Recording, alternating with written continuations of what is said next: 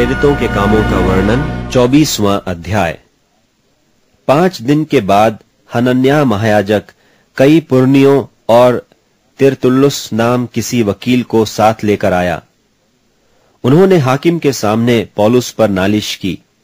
जब वह बुलाया गया तो तिरतुल्लुस उस पर दोष लगाकर कहने लगा कि हे महाप्रतापी फेलिक्स, तेरे द्वारा हमें जो बड़ा कुशल होता है और तेरे प्रबंध से इस जाति के लिए कितनी बुराइयां सुधरती जाती हैं, इसको हम हर जगह और हर प्रकार से धन्यवाद के साथ मानते हैं, परंतु इसलिए कि तुझे और दुख नहीं देना चाहता, मैं तुझसे विनती करता हूं कि कृपा करके हमारी 2-1 बातें सुन ले, क्योंकि हमने इस मनुष्य को उपद्रवी और जगत के सारे यहूदियों में बलवा कराने वाला और नासरियों के कुपंथ का मुखिया पाया है।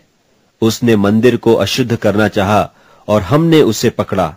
इन सब बातों को जिनके विषय में हम उस पर दोष लगाते हैं, तू आप ही उसको जांच करके जान लेगा। यहूदियों ने भी उसका साथ देकर कहा, ये बातें इसी प्रकार की हैं। जब हाकिम ने पौलुस को बोलने के लिए सैन किया तो उसने उत्तर दिया, मैं यह जानकर कि तू बहुत वर्षों से इस जाति का न्याय करता है, आनंद से अपना प्रत्युत्तर देता हूं। तू आप जान सकता है कि जब से मैं यरूशलेम में भजन करने को आया, मुझे 12 दिन से ऊपर नहीं हुए, और उन्होंने मुझे न मंदिर में, न सभा के घरों में, न नगर में किसी से विवाद करते या भीड़ लगाते पाया, और न तो वे उन बातों को जिनका वे अब मुझ पर दोष लगाते हैं तेरे सामने सच ठहरा सकते हैं। परंतु यह मैं तेरे सामने मान लेता हूं कि जिस पंथ को वे कुपंथ कहते हैं, उसी की रीति पर मैं अपने बाप दादों के परमेश्वर की सेवा करता हूं, और जो बातें व्यवस्था और भविष्यद्वक्ताओं की पुस्तकों में लिखी हैं, उन सब की प्रतीति करता हूं, और परमेश्वर से आशा रखता हूं, जो वे आप भी रखते हैं, कि धर्मी और अधर्मी दोनों का जी उठना होगा। इससे मैं आप भी यत्न करता हूं कि परमेश्वर की और मनुष्यों की ओर मेरा विवेक सदा निर्दोष रहे। बहुत वर्षों के बाद मैं अपने लोगों को दान पहुंचाने और भेंट चढ़ाने आया था।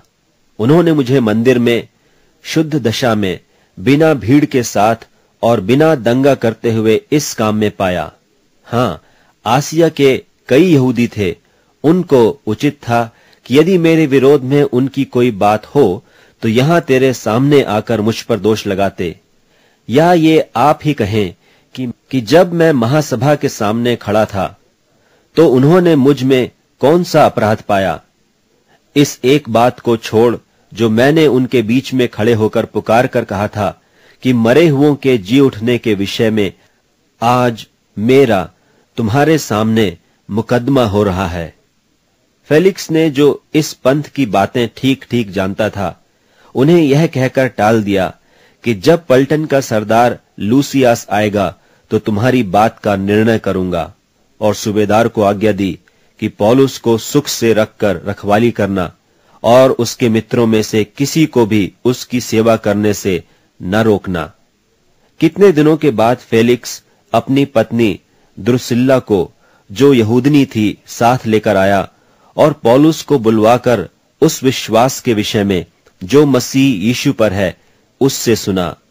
और जब वह धर्म और संयम और आने वाले न्याय की चर्चा करता था तो फेलिक्स ने भयमान होकर उत्तर दिया कि अभी तो जा, अवसर पाकर मैं तुझे फिर बुलाऊंगा।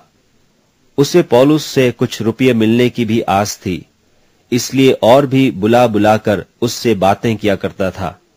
परंतु जब 2 वर्ष बीत गए तो पुरकियुस फेस्तुस फेलिक्स की जगह पर आया, और फेलिक्स यहूदियों को खुश करने की इच्छा से पौलुस को बंधुआ छोड़ गया।